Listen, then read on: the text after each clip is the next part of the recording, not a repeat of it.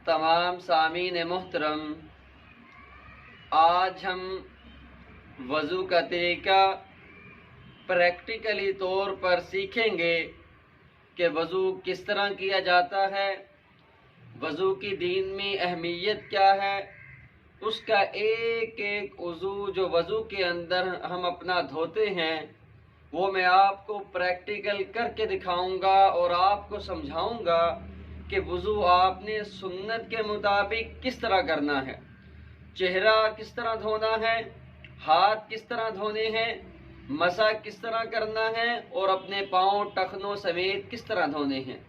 ये मैं अपने नाज़रीन को करके दिखाऊंगा ताकि आपको समझने में और सीखने में पहले से ज़्यादा आसानी हो सके।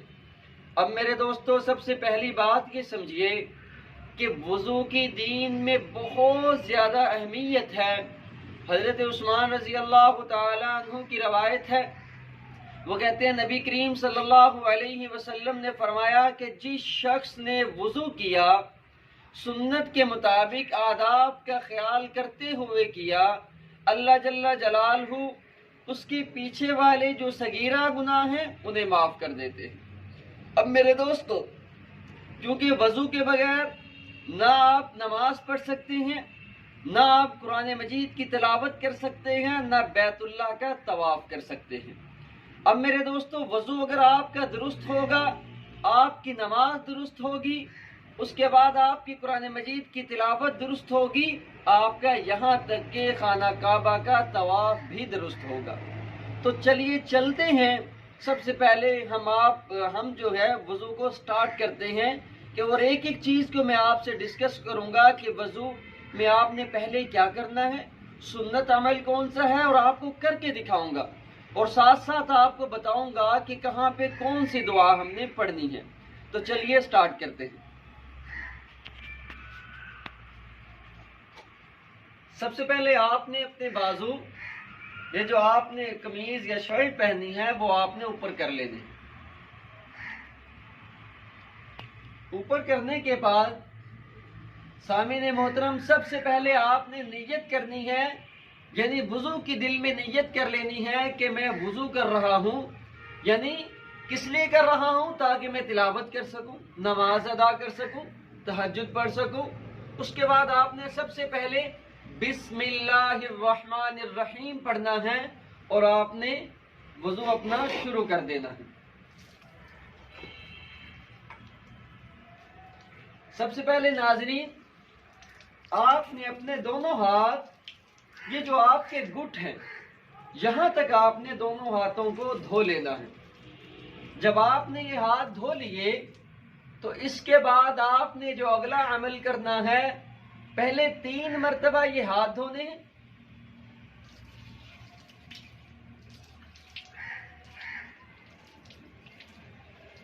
इसके बाद अगला अमल आप जरा तवज्जो से देखेंगे, सुनेंगे तो इंशाअल्लाह आइंदा से आपकी कोई भी ऐसी गलती नहीं होगी जो आप वज़ू में करेंगे, बल्कि आपका वज़ू मुकम्मल सुन्नत के मुताबिक होगा।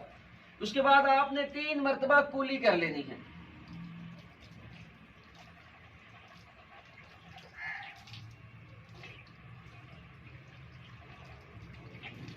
अगर आपका रोजा ना हो तो कुली के साथ गरारा भी करना है।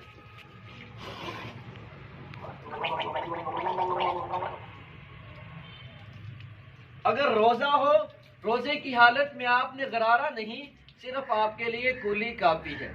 और आपने ख्याल करना है कि पानी को जाया नहीं करना, ये अल्लाह की बहुत बड़ी नेमत है। 3 मरतबा कुली करने के बाद जो अगला अमल है वो आपने उसके बाद मिसवाक करनी है। मिसवाक आपने किस तरह से करनी है कि अगर आपके पास मिसवाक मुयस्सर है तो ठीक है, अगर नहीं है तो आपने अपने दाएं हाथ की फिंगर से अपने दांतों को अच्छी तरह से मल लेना है।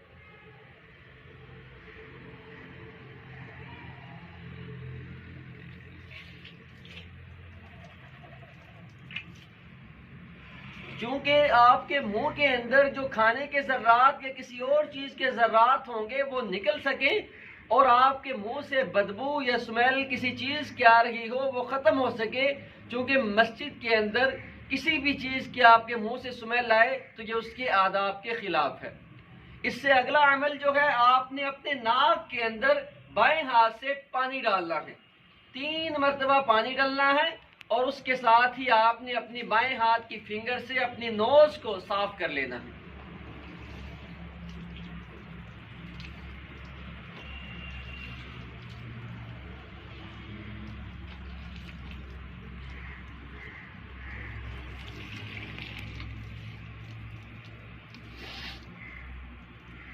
اور اپنی نوز میں پانی اتنا اوپر کھینچنا ہے کہ نرم ہڈی تک پہنچ سکے۔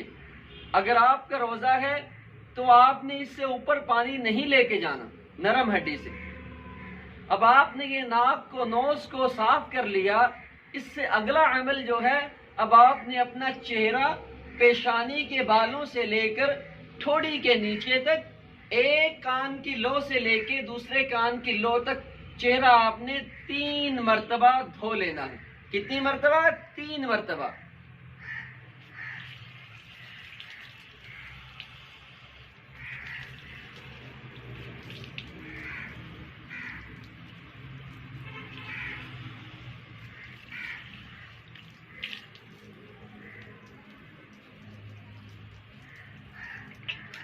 اگر آپ کی داڑھی چھوٹی ہے یا خط ہے تو آپ نے پانی کے ذریعے داڑھی کے نیچے پانی ہاتھ میں لے کر اس طرح سے آپ نے داڑھی کے نیچے والے حصے کو تر کر لینا ہے، کہ اگر آپ کے وہ نیچے سے کھال نظر آتی ہے بالوں کے تو آپ نے اسے تر کرنا ہے۔ جب آپ نے اسے تر کر لیا، اور اگر داڑھی زیادہ بڑی ہے پھر یہ نیچے والا حصہ تر کرنا ضروری نہیں، بلکہ ٹھوڑی کے نیچے پانی لگانے کے بعد آپ نے داڑھی کا نیچے سے اس جانب کو خلال کر لینا ہے انگلیوں سے، دائیں ہاتھ کی۔ جب آپ نے اس چہرے کو دھو لیا، خیال یہ کرنا ہے پیشانی کے بالوں سے لے کر ٹھوڑی کے نیچے تک کوئی حصہ خشک نہ رہے، ایک کان کی لو سے لے کر دوسرے کان کی لو تک کوئی حصہ خشک نہ رہے۔ 3 مرتبہ جب آپ نے اسے دھو لیا، اگر آپ کے سر کے اوپر بال نہیں ہیں، آپ کا یہ حصہ بالوں سے خالی ہے، یعنی بیماری سے یا جس طرح آپ کے بال جھڑ گئے، پھر آپ نے یہ سر کی اوپر والی ہڈی تک اپنے سر کو دھونا ہے، یعنی یہ پیشانی کو اوپر تک دھونا ہے۔ اگر بال ہے تو پیشانی کے بالوں سے نیچے نیچے دھونا ہے۔ اس سے اگلا عمل جو ہے، 2 ہم نے عمل کر لیے، یعنی اپنے پہلا عمل ہم نے کر لیا جو فرائض میں سے تھا، کہ سر سے لے کے پیشانی کے بالوں سے لے کے ٹھوڑی کے نیچے تک، ایک کان کی لو سے لے کے دوسرے کان کی لو تک چہرے کو دھو لیا۔ اگلے عمل کی طرف چلتے ہیں، وہ ہے دونوں بازو کوہنیوں سمیت دھونا، اور آپ نے دونوں بازو 3 مرتبہ دھو لینے ہیں۔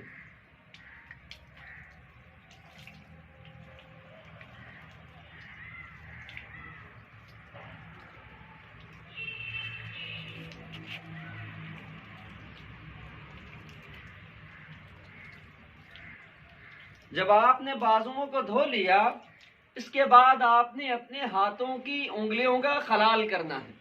خلال کا طریقہ سمجھیے، یہ بائیں ہاتھ کی انگلیاں دائیں ہاتھ میں رکھ کر اس طرح اوپر کی جانب کھینچ لینی ہیں، اسی طرح دائیں ہاتھ کی انگلیاں بائیں ہاتھ کی انگلیوں میں ڈال کر اوپر کی جانب لے جانی ہیں۔ اس سے آپ کے ہاتھ کی انگلیوں کا خلال بھی ہو جائے گا۔ یہ میں آپ کو وہ طریقہ بتا رہا ہوں جو سنت کے بالکل عین مطابق ہے۔ آپ نے اس پر عمل کرنا ہے تو آپ کو سنت کا اجر ملنا ہے، ورنہ آپ کا وضو تو ہو جائے گا اگر آپ نے فرائض پورے کر لیے، لیکن آپ کو اجر نہیں ملے گا۔ اب میرے دوستوں، انگلیوں کے خلال کے بعد اگلا عمل ہے سر کا مسح کرنا، لیکن اس سے پہلے میں آپ کو بتاؤں کہ ہم نے ایک دعا شروع میں پڑھ لی، اور جو دوسری دعا ہے جو وضو کے درمیان میں پڑھی جاتی ہے، آپ نے ہاتھ دھونے کے بعد وہ دعا پڑھنی ہے۔ وہ دعا کون سی ہے؟ اللہم اغفر لی ذنبی ووسع لی فی داری وبارک لی فی رزقی اللہم اجعلنی من التوابین واجعلنی من المتطہرین۔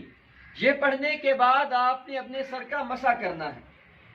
اب مسح کرنا، چوتھائی سر کا مسح کرنا فرض ہے، پورے سر کا مسح کرنا سنت ہے۔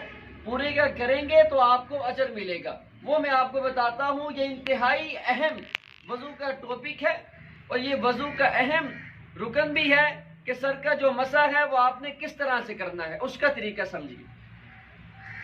آپ نے دونوں ہاتھ گیلے کرنے کے بعد تینوں انگلیاں آخر والی جو ہیں دونوں ہاتھوں کی اکٹھی کر لینی ہے۔ انہیں اکٹھا کر لینے کے بعد آپ نے اپنے پیشانی کے بالوں سے اوپر کی جانب لے کے جانا ہے۔ آپ ذرا توجہ کرنا کہ بڑا اہم آپ کو مسئلہ سمجھا رہا ہوں۔ یہ آپ یہاں سے اوپر لے کے گئے، آپ نے یہ دھیان رکھنا ہے کہ نہ آپ کی یہ انگلی سر کو لگے شہادت والی دونوں ہاتھوں کی، نہ انگوٹھے، نہ یہ ہتھیلیاں سر کو ٹچ کرے، صرف یہ تین انگلیاں۔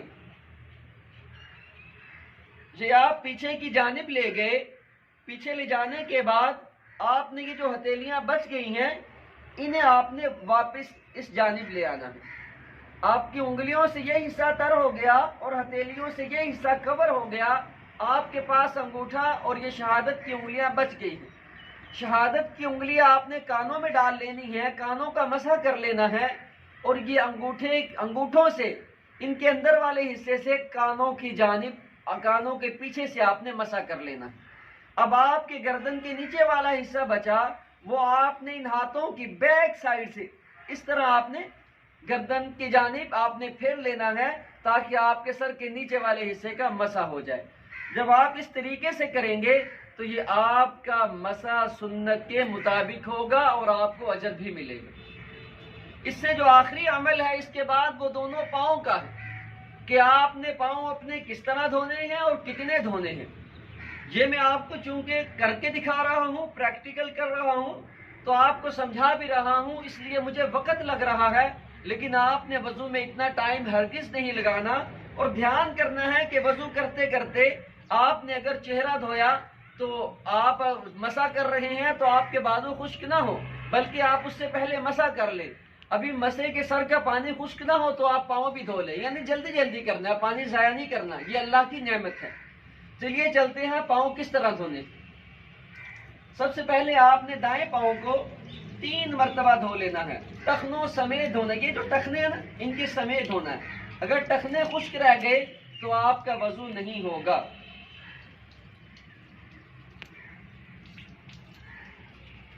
یہ ہم نے 3 مرتبہ پاؤں کو دھو لیا، اب ہم دوسرے پاؤں کو بھی اسی طرح 3 مرتبہ اچھی طرح سے دھو لیں گے تاکہ کوئی حصہ اس کا خشک نہ رہے۔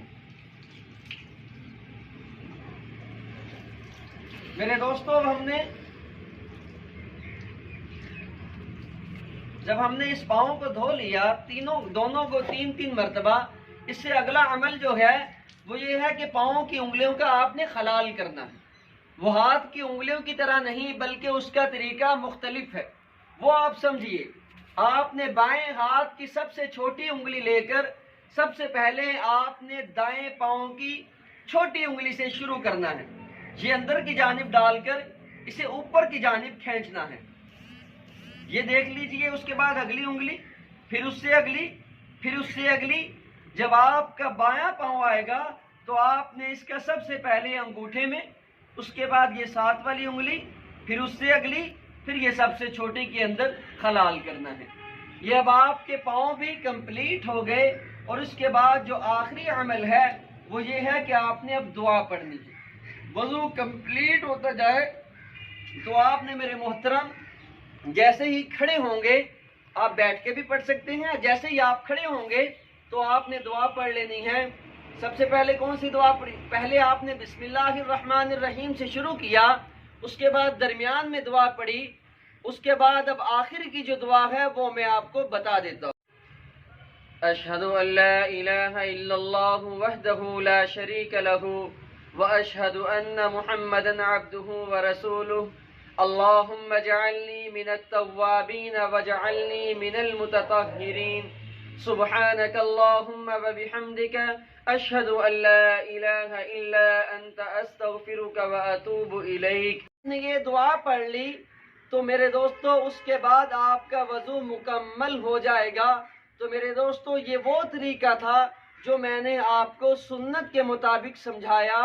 تو اب میرے دوستو میں امید کرتا ہوں کہ آپ اس طریقے کو خود بھی اپنائیں گے، اپنے بچوں کو بھی تلقین کریں گے، اور وہ دوست احباب جن کے پاس آپ جا نہیں سکتے ان تک اس ویڈیو کو ضرور پہنچائیں گے تاکہ وہ بھی اپنی وضو کو درست کر سکیں اور اس کے بعد وضو کے بعد اپنی عبادات کو اچھے طریقے سے ادا کر سکیں۔ تو میرے دوستو، اجر کی نیت سے، ثواب کی نیت سے ہمارا یہ فرض بنتا ہے، یعنی آپ فرض سمجھ لیجئے یا آپ دوسروں کے لیے اسے تحفہ سمجھ لیجئے کہ اسے دوسروں کے ساتھ دوسروں تک پہنچائے۔ وہ کس طریقے سے؟ شیئر کر کے یا انہیں اسے واٹس ایپ پہ سینڈ کر کے، جس طریقے سے بھی ہو سکے اپنے دوستوں تک، احباب تک، رشتہ داروں تک، ان تک اسے پہنچائیں تاکہ وہ اپنا وضو کا طریقہ درست کر سکیں۔ چونکہ اگر آپ کی وضو درست ہوگی تو آپ کی نماز درست ہوگی، اگر آپ کی وضو درست ہوگی تو قرآن مجید کی تلاوت درست ہوگی۔ تو آج ہم نے وقت نکالا اور آپ کو سکھانے کے لیے اور خود بھی سیکھنے کے لیے مسجد میں تشریف لائے اور آپ کو پریکٹیکل کر کے دکھایا۔ میں امید کرتا ہوں کہ آپ کو یہ ہماری کاوش اچھی لگی ہوگی۔ اگر اچھی لگی ہے تو پھر اسے آگے پھیلا دیجئے، پہنچا دیجئے۔ اللہ جل جلالہ مجھے بھی آپ کو بھی عمل کی توفیق عطا فرمائے۔ لیکن میں ایک گزارش کر دوں کہ میں بھی ناقص العلم ہوں، اور ناقص العلم بھی ہوں، ناقص العقل بھی ہوں۔ اگر میرے سے کہیں پہ کوئی کوتاہی رہ گئی یا کوئی غلطی ہو گئی، وہ آپ مجھے میری اصلاح کر سکتے ہیں، آپ مجھے بتا سکتے ہیں، گائیڈ کر سکتے ہیں کہ حافظ صاحب یا علامہ صاحب آپ نے یہاں پہ یہ غلطی کی تھی، کیونکہ میں بھی سیکھنے والوں میں سے ہوں آپ کی طرح۔ اگر کہیں پہ کوئی کمی یا غلطی ہو گئی مجھ سے تو میں اللہ کے حضور معافی چاہتا ہوں اور آپ سے اپنی اصلاح چاہتا ہوں۔ اللہ جل جلالہ مجھے اور آپ کو عمل کی توفیق عطا فرمائے۔